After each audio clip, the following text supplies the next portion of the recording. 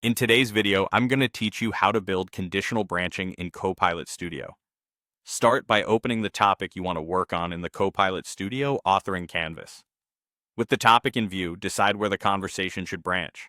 Under the existing node that leads into that decision point, select the Add Node icon, then choose Add a Condition. Copilot Studio instantly creates two paths for you: a condition branch that runs when your rule is true, and an all other conditions branch that handles everything else. Think of this as your yes or no traffic split. Next, define what yes actually means. In the new condition node, select a variable and pick the variable you want to evaluate. Choose a logical operator that fits the variable's data type, such as is equal to, is greater than, or is blank. Then provide a comparison value, which can be a literal value you type in or another variable. This is where your business logic lives, so make it specific and unambiguous. For example, comparing numbers should use numeric operators, and checking for missing data is where is blank shines. Now build what happens after the decision. Under each branch, add the nodes that deliver the right experience, such as send a message, ask a question, or call an action. Keep your messages clear and tailored to what the user just did or said. Variables can help you personalize responses without adding complexity.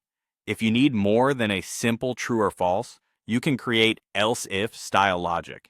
Select the Add Node icon above an existing condition in the same group and choose Add a Condition again. These conditions are evaluated left to right, so place the most specific checks first. If needed, organize their order from the More icon using Reorder Condition to get the sequence exactly right. Remember, anything that doesn't match your earlier conditions will fall into All Other Conditions, acting as a reliable default.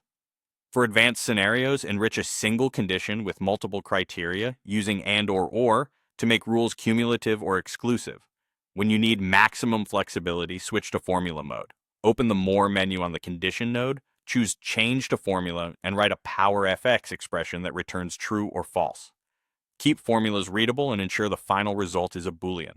That's all there is to it. Add the condition, define it carefully, build out each branch, and when needed, layer else-if conditions or PowerFX for complex logic.